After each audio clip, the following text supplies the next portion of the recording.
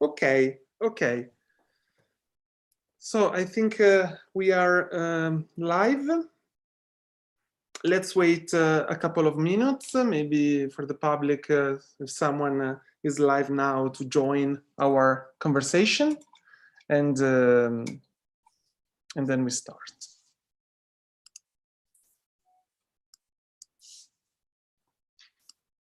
In the meantime, I'd like to start to introduce the artists who are participating to this conversation and to this session.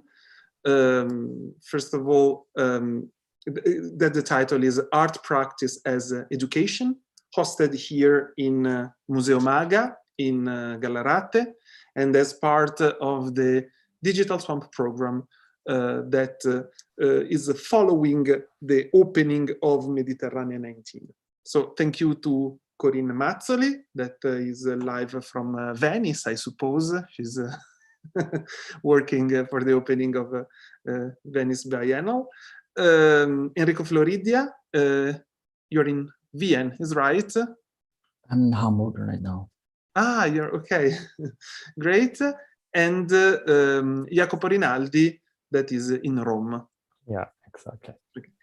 So as you know, the program we are focusing on is part of the desire of the curatorial board of the biennial to focus on some of the specificities and some of the research paths that are characterizing the development of Mediterranean 19.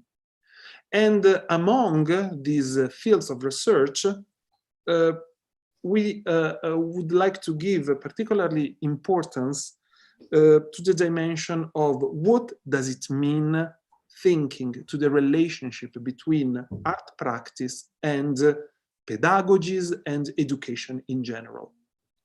In a sense that there are some stereotypes in the way in which art education has been constructed that in our society, I think, appears as quite problematic. On one side, asking together, what does it mean teaching art? And what does it mean, what is art education? Or what does it mean in general, on the other side, the idea of education through art?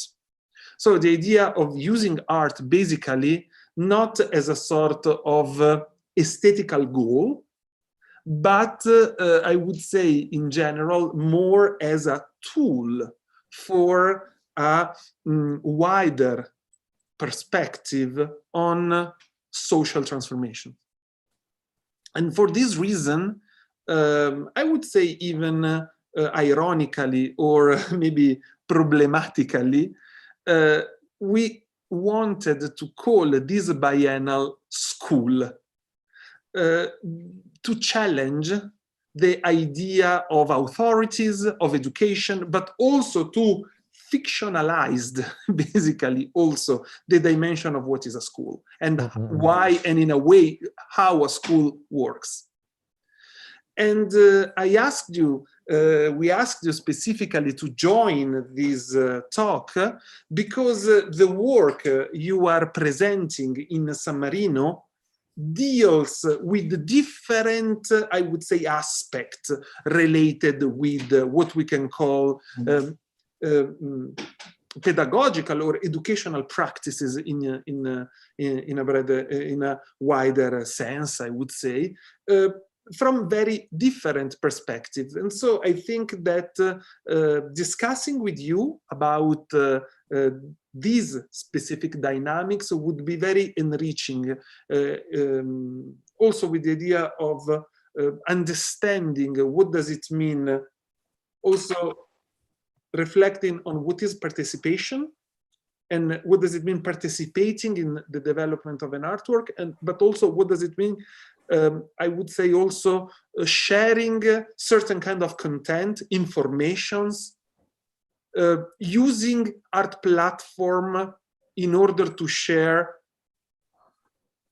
content also. So, and these are part of the discussion it's interesting to focus on, I think. So this is just to have an introduction and why in this session we have these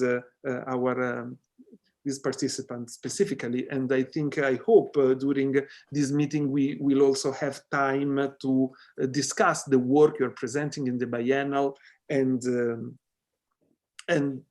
talk about it together, basically. So I would like to start with Corinne Mazzoli. Sorry, I always say Mazzoli, but I always forget it's Mazzoli. And her research presented in the cinema program of the biennial with a new production. That is a production that has been supported by Museo MA GA, and that we're very happy of. This production is related with wider research that it's many years you are focusing on and developing, that is related with the meaning, the social, but also political meaning of tutorials that are a very specific form of communication, basically online tools to teach us to do something. And for you, I think it's been interesting to try to understand it, to somehow problematize these tools and rethink different meaning and different use of them. So I would like to ask you if you could present this research and maybe also talk about the specific work you are presenting now in San Marino, and that we saw for the first time as a premiere on Sunday evening in the cinema of San Marino, clearly, Cinema Concordia. So thank you, Alessandro, and thank you for introducing me. I can start talking about my practice, and then maybe if there is a possibility to share the screen, I can show you the video. So the strength of my research, I think, is placed in the choice to range from the visual to the psycho-attitudinal level, with a great attention to the pedagogical side. My latest project, as you were saying, are based on theoretical research and laboratorial practice. And the aim is to demonstrate how this combination can open up new visual and pedagogical and psychoanalytical scenarios. So I have been researching the tutorial as a simple and direct learning method that can teach through emulation and can exist in different forms, from video to written instruction to audios, but also WhatsApp vocals and other different forms. And I approached pedagogy by using the internet tutorial as a tool for sharing knowledge. But what happened is that soon I became aware of the imitative and rigid structure of the tutorial. And I decided to open the format to a greater adaptability, and with a consequent reflection on how to deconstruct homologating and enclosed systems in general. So the idea of my research is to learn how to unlearn stereotypes in general that are built by mass media. My latest work that you were mentioning before is titled Tutorials, How to Customize Yourself, and has been produced by Museo MA GA. And it was born after a workshop that we held in February at Istituto Falcone in Gallarate, a high school that has a highly practice part related to graphic design and video making as well. So with the students, we had a week of courses online, and then we managed to meet and create amazing works that you will have the chance to see in the exhibition in Museo MA GA in the next months. So together we were exploring diversity as a strength, online subjectivity in relation to the tutorial and to social medias. And we learned how to give instruction and follow instructions, but also how to deconstruct the idea of instructions itself. So I wish to show you this last video, which has been really highly inspired by this workshop. And I think that this project wouldn't have been here without the students, because several things that are in the video are direct inspirations from what came out from the classes and from our interaction. So I'm going to share with you. Sorry.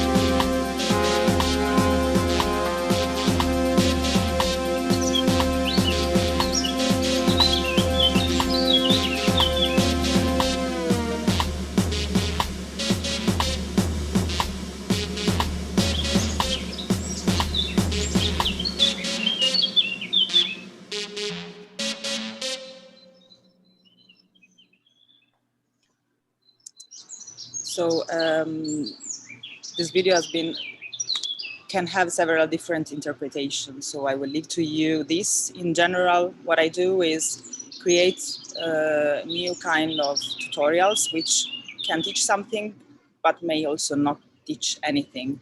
So what I'm working on is what I said previously, the idea of discarding pre-constructed and homologating systems. And I am I think the best to do this is through pedagogy and the interaction with the others. So thank you so much for listening to me, and thank you so much, Alessandro. Oops, sorry. Thank you very much. So I think that maybe we could continue this first overview on your different research, and then maybe I have a couple of questions that I can share later.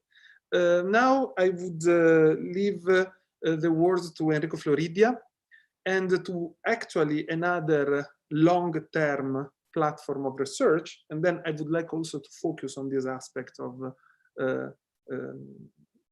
how pedagogical research sometimes are related with the long-term platform. So the need, the technical, I would say structural needs that artists and researchers have of time for developing their own ideas and their own works. And with Enrico, I would like to talk about the project he's presenting at the National Gallery of San Marino, Biblioteca Pirata. This library is a library that is born after a series of collective readings. And that's a dimension that for me is incredibly important. On one side, a research that is the result of different layers of communication and different layers of transmission of knowledges, written and oral, because each component of this reading group could only read just one chapter of the book that all the group choose together to read. So the coexistence of oral transmission that belong to a certain type of, I would say, even not Western tradition, and written tradition, and the also I would say archetype of the books that belong to European culture in a very specific way somehow. And on the other side, the reconstruction after this process of a sort of subcultural, autonomous, sort of a fanzine, self-produced copy of the book that makes it this sort of pirate books and then this pirate library. So I would like Enrico, if you want to present us this project and tell us the implication of this kind of research. Yes, thank you, Alessandro, for the presentation, which is already quite thorough. But maybe I would like to continue on what just Corinne said, because I think it's a very important point of trying to make collective readings with other people and trying to find this way of this apprentissage way in which every person would have something to say, which implies that we have to listen to all the participants. And like this act of like trying to distribute the words and like being in a group of people that like everyone has needs to give attention to what the others are saying was one of the most interesting parts, I guess, of like the this work that, yes, as you said, Alessandro, is very long term.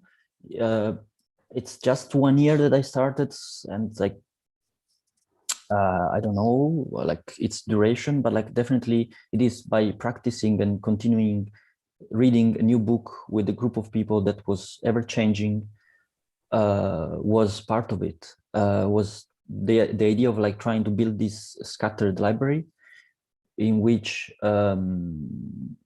every participant that takes part to the collective reading will have a copy that I manufacture in this kind of like low tech way.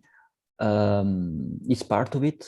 And yes, as you mentioned also, Alessandro, and going back to what Corinne was saying about what is the standardization, what is culture and how you produce and share cultures. Also the book, as much as tutorials are now are a standardized way, and also a more authoritative way, because it's considered high culture, often books, then like making copies out of like photocopied style of the books and trying to make them not the most clean copies was for me also an attempt to try to not be scared, also to to take them in your hands, because it's not really a precious object. It's just an object that like is there like to be passed on and like worn out.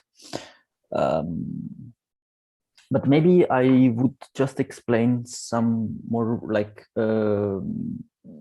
yeah, because I started from the middle, but maybe it's interesting to have like an explanation of how do I do these collective readings. The idea started because I knew this collective reading technique, which has been developed in the 19th century in France by workers who did not have time to read the capital. At least this is the legend.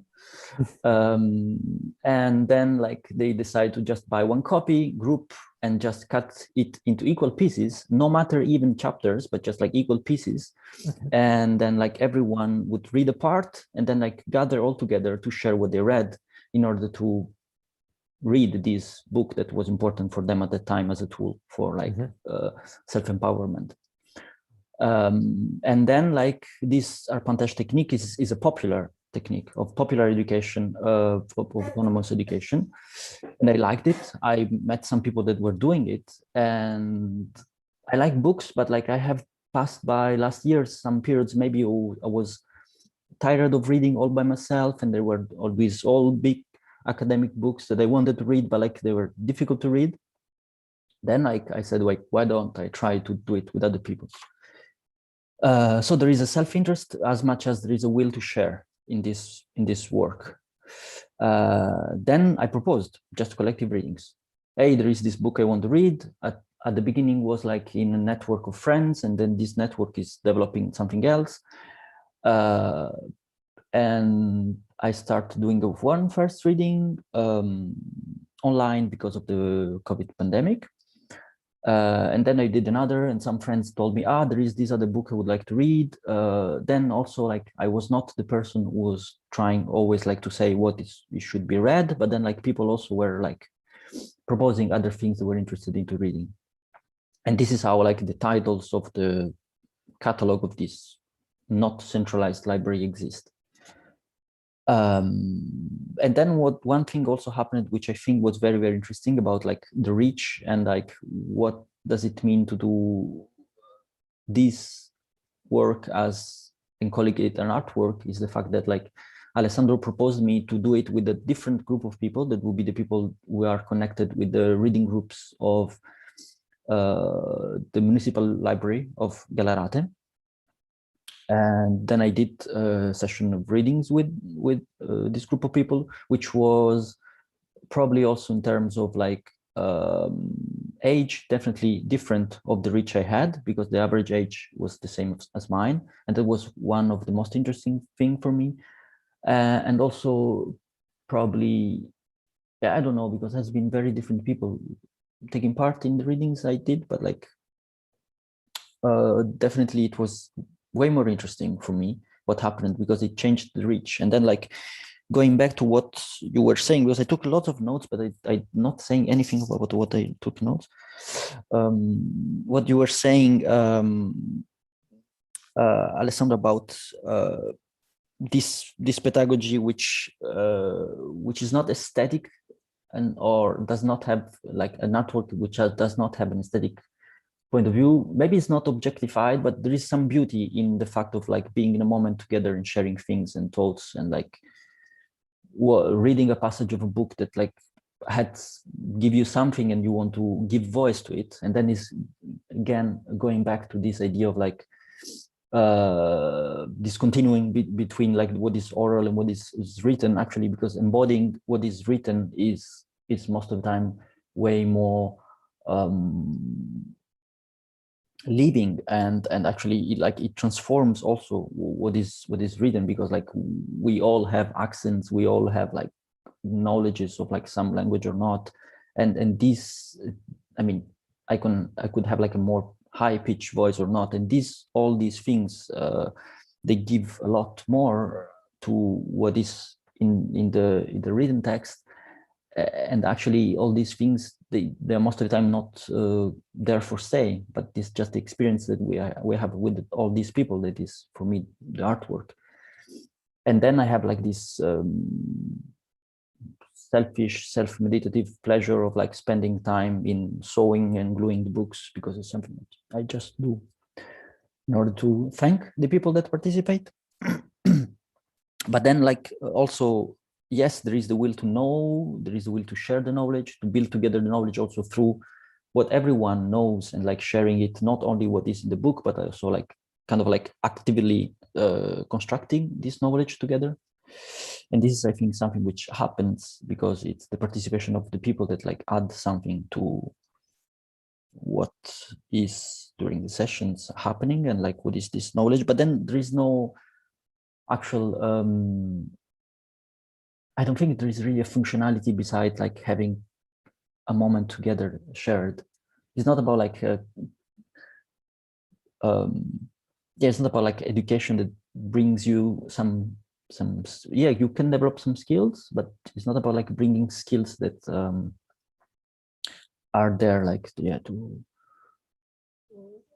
yeah with a final aim. And this is, I think, something which is different from like what is institutionalized education these days, because institutionalized education these days always has an aim, precise aim of productivity or like functionalism.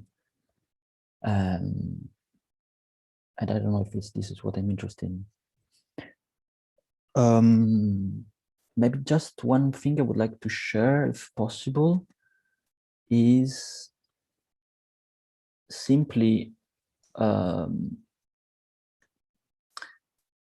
list of books and the list of people that took part to the readings, because the fact that it has been a bit disappointing to starting doing it online, because I was not expecting that. I was expecting to just organize in the place I was, starting with the art school in France, in which that also supports me in this work. But then like the pandemic arrived and I was depressed and stuck in a place, and a friend of mine told me, why don't you do it online? And this is how I started, and it allowed me to connect with people that they were far away. And this is, I think, another value in this. And also, as you can say early, people started to propose titles, and this is what I was really hoping for. Also, education and standards, as Corinne was talking about, is about like what should be read, and what is the standard, what is the canon. And I guess what I'm trying to do also by proposing some titles is also discussing why in our standard state-sponsored educations we do have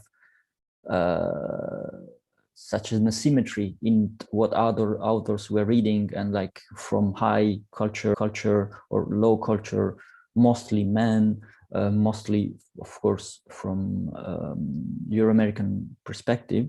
So also the idea was trying to diversify and trying to build up some other proposals, not to build up another canon, but like just like to balance the asymmetries that already exist. So it is a very strange syllabus, let's say, if we can call it this way, because it's very diverse, and there is not like, there are some focus points, but it's not very much like an articulated syllabus. And I would like to thank everyone who did participate in all the readings, because they are also the people who did it with me. And yeah, maybe I will just pass on the mic, and maybe we will discuss about something else more later. Thank you for listening. Okay, thank you, Enrico. It's been very interesting. I would leave the word now to Jacopo Rinaldi, because his approach in the, let's say, different scenarios we are analyzing is more related with an interest for a dimension of knowledge that I would say it's specifically historically based and archivally based. There are a couple of projects I would like to discuss with Jacopo that deal with his use of fragments of the past and materials of the past. What's interesting, I think, in the work that Jacopo Rinaldi is presenting in the biennial is that constantly there is the dimension of overlapping fiction and history, fragments of the past and an ambiguous way of creating a present storytelling. And that's quite interesting because it shows in a specific way the dangerous power of history.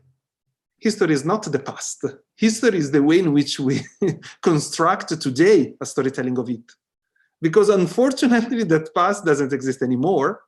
We only have these traces, but we have an ethical and social responsibility in finding a way of the construction of this storytelling. And so in the works of Jacopo Rinaldi, we always see this overlapping of truth and fictionalized past. Like in the movie that is screened in the cinema program, Real Chernobyl, where you tried to reconstruct the movement of this author, Thomas Garneck, who was able to sell to American television a fake documentary of the Chernobyl disaster actually shooted in Trieste, in Italy.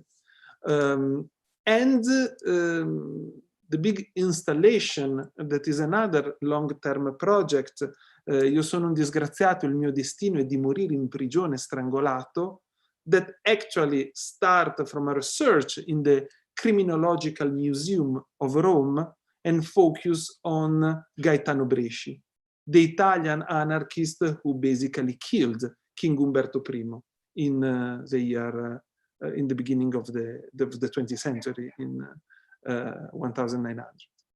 So this kind of research shows, I think, in a very complex way, how art practice can be a platform also for discussion of history, discussion of the way in which we share information, about the hegemonies of communication, and about the way in which system of transmission of information has been built as regimes. And that's, I think, a peculiar perspective in the scenario of the biennial itself. Now, you have to turn on the sound, sorry. Yeah.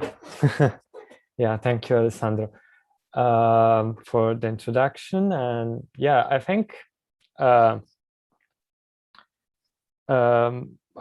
will start maybe with the work that I presented in San Marino. So the work about this anarchist Gaetano Bresci. Yeah, also what you mentioned before, the role of fiction in history is quite a dangerous thing to play, because it's I don't want to be an historical revisionist, of course, but yeah, the element of fiction happens by chance sometimes, and by the fact that I'm really interested in the actualization of the past in the present, and sometimes this dynamic create fiction by itself, just the actualization of the past. So for me, it's very important, this kind of dialectical element between different temporalities. And it was like this, for example, in the work about Chernobyl that you mentioned before, because the actual shooting by Thomas Goering was replied by my shootage of Trieste, and the element of fiction was like a fiction on a fake, so a metalinguistic kind of fiction. The work that I presented in, the other work that I presented in San Marino, the work about this anarchist Gaetano Bresci, is more historically based. I don't want to fictionalize too much that work because of the importance of Gaetano Bresci and his role in history. And yeah, what I have done was I was very fascinated by the relationship that Gaetano Bresci has with the camera, because he was a photographer, and the guns and the weapon that he used to shot and kill Re Umberto I. And he took this trip from New Jersey in the United States to Italy with those two technologies, so with a camera and a gun, and my work was just simply trying to understand if there was an actual relation in his practice as an anarchist too, because he obviously he killed the king for a political intent, and yeah, the relation with and his relation with the images. So I work with trying to find the images that he produced during that trip, and then there was another element that I think it's very important. It's quite constant in my work. That is the role of the archive as an ideological space, a political space that is not neutral at all. For example, all the images that I found of Gaetano Bresci were arrived to me thanks to the archive of the Arma dei Carabinieri, the Italian police. So in a kind of regime of control of the documents and of the sources. And so I'm very interested in the role of an institution in the transmission of knowledge, and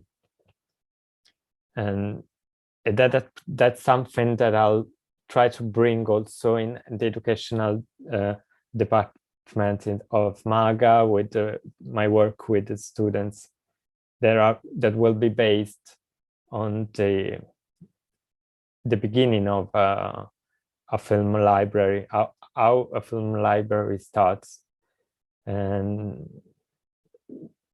so yeah, but maybe I'm passing too many works in few words. It's quite difficult, so maybe no, I mean, but I think it's interesting maybe because maybe we just need a frame for what you're saying, like that in these very days, Jacopo, you're working with the student of Liceo Artistico here in Gallarate, clearly online project, focusing on a specific, again, historical facts that you're trying to recollect and share with the student. Can you present us briefly what you're doing? I mean, now. Yeah. The work started from a document.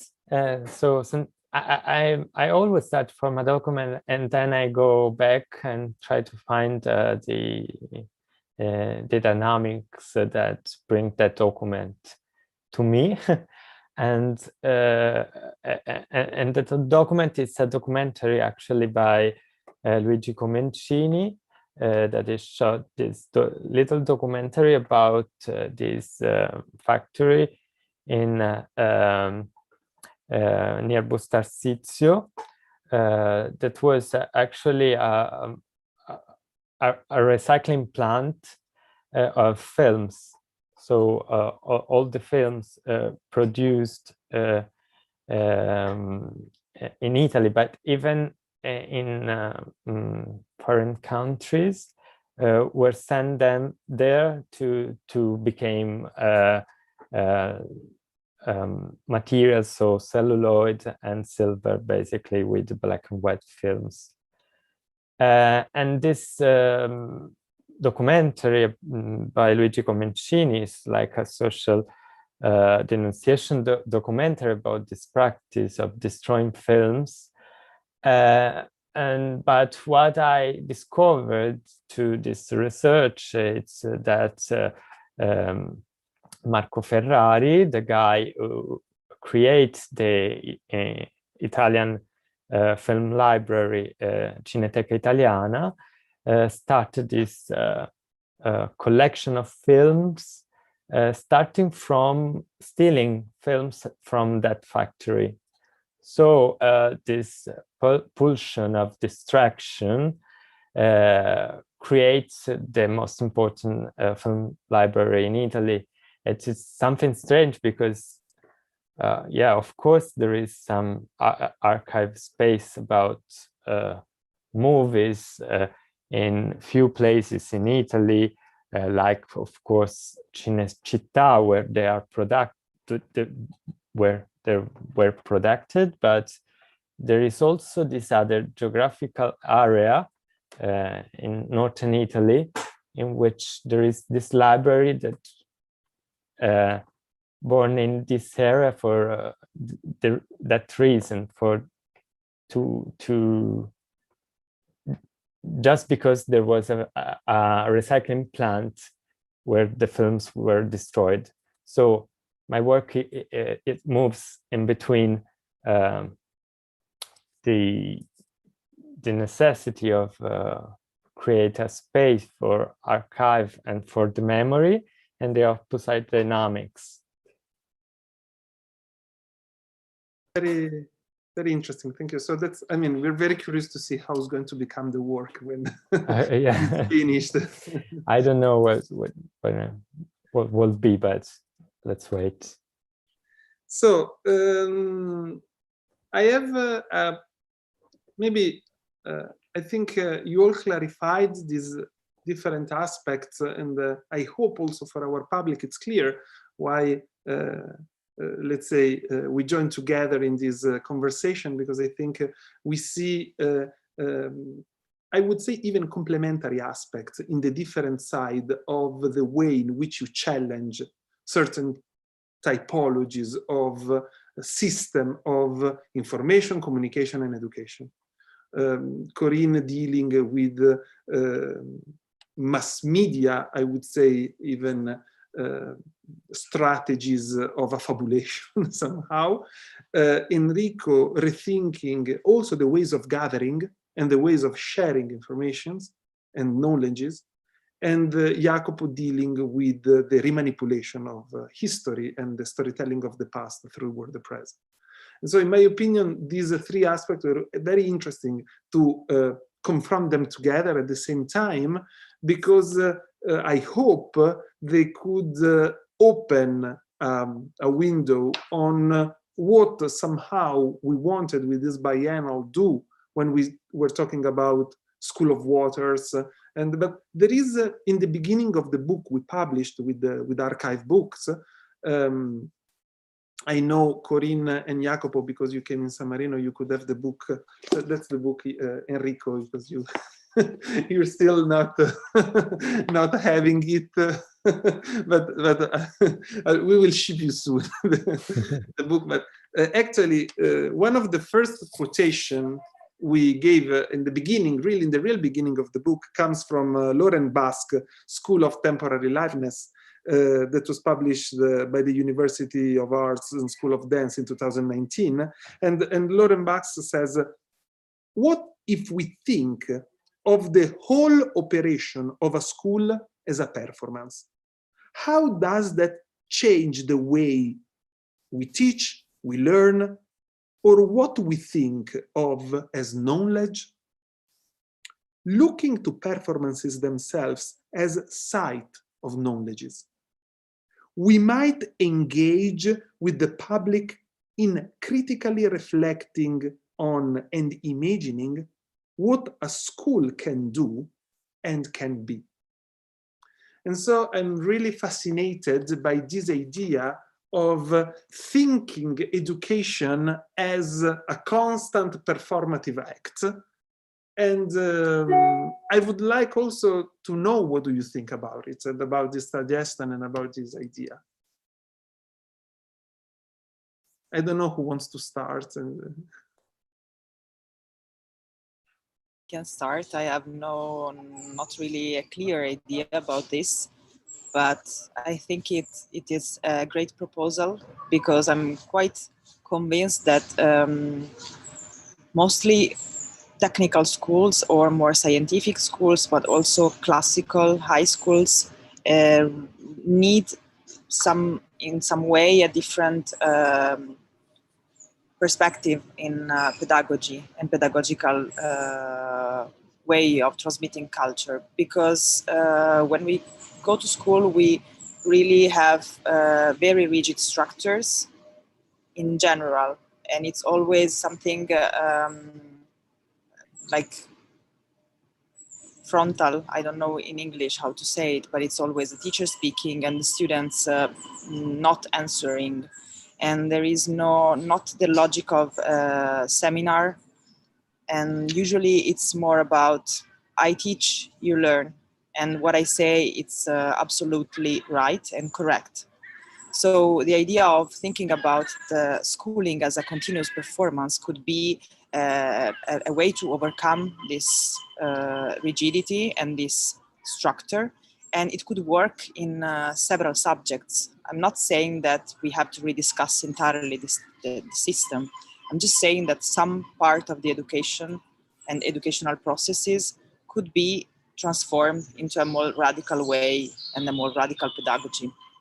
So yes, I agree with you. I don't know if I want to call it performance, because performance has several meanings, but it always makes people think about movement and action, and maybe performative lectures or something like this. I don't know.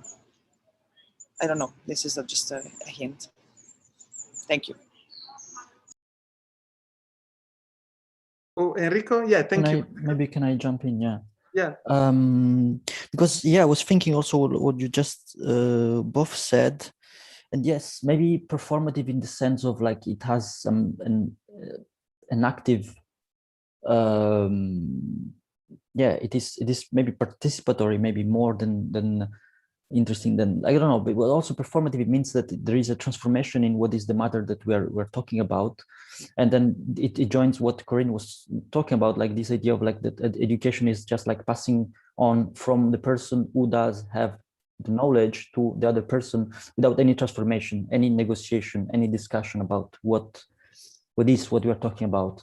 So maybe being more participative is maybe this, having like not this idea of like yes, one person that transfers knowledge without any like modification in time, which I don't know, it's something which is maybe paradoxical from my work, because also I always say that in the work I'm doing, Biblioteca Pirata, there is nothing new, because I did not invent the reading technique that I use, that I did not write the books that we share, but still, I think what happens in the conversation, and which maybe is not always like something that must stay, is recorded, but like this is what happens, is this negotiation of knowledge and meanings. Yes, yes. Without going to gamification, maybe, which is something that also joins the practice of Corinne, I guess, because it should not be either like, okay, let's participate and let's see who has more points, and quantification and gamification on either. But yeah, something which is more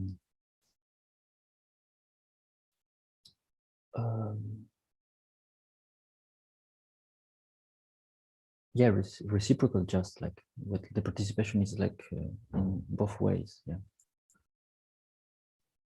I agree. I don't know, Jacob, if you want to add something.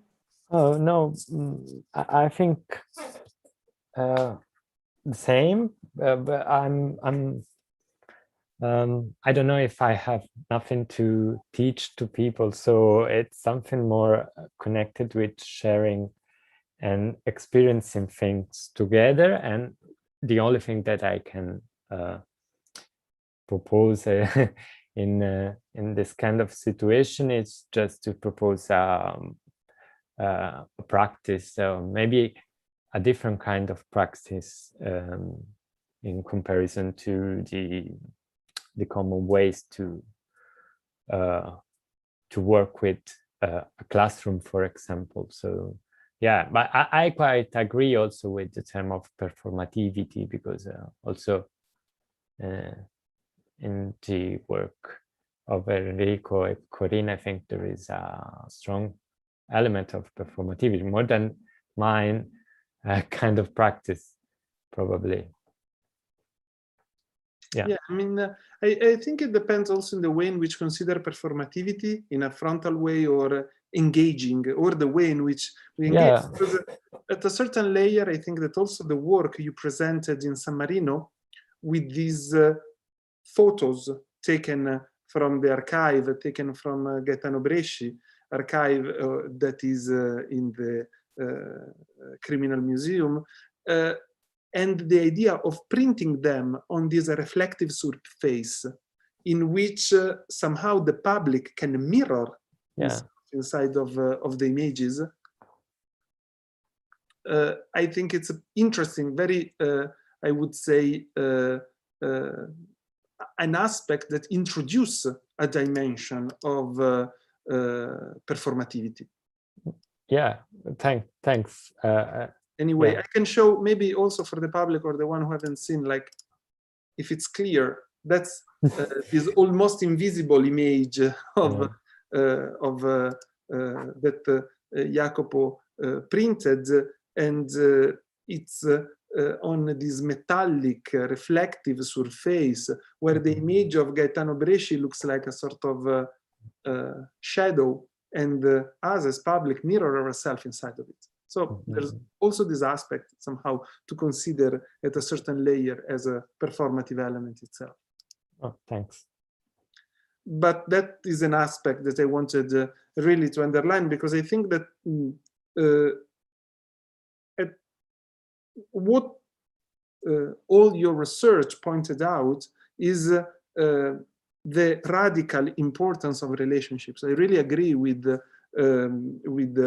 also what Corinne said about this idea of horizontality and constant exchange and the constant movement that maybe could recall also actually the movement of water or of the seas going in one direction and in the opposite direction, and the decentralizing education or there's this decentralizing the control of education, like the list of the book of a library, is part of an idea of properly finding new formats for sharing and growing together, and working for erasing, challenging, overcoming social, political, economical bias and discrimination and differences that still, and we can see it every day and still in today, affect the European and Mediterranean area in which we all work together and in which we share our lives and our experiences, even to not going in other part of the world itself. So that's why I would like to thank you very much for your contribution. I hope it has been interesting also for you, the possibility also of sharing together these ideas also with the public of the museum and also with the public of the biennial itself. Thanking everyone. I also would like to invite everyone is hearing us, if you can, through all the summer, to come in San Marino and visit the Biennale. But also, if you fly into Milano or you are here in Italy, also to come in Gallarate when we will have the occasion to show the works that we are producing. It has been produced by all these artists that are invited to this conversation. I also, sorry, one technical aspect, remember you that the conversation of this afternoon with Noura Bourafeh has been postponed, so we'll give you new informations. And talking about education and new system of education, I remember that tomorrow morning we have another conversation with the University of San Marino, and that specifically focus on design practices, because one of the partners of the biennial is the University of San Marino and its design department. So this is how, let's say, we are going to continue our conversation. Thank you. Thank you everyone for your participation, and I hope to see you soon in Flash. Thank you. Thank you. Thank you so much.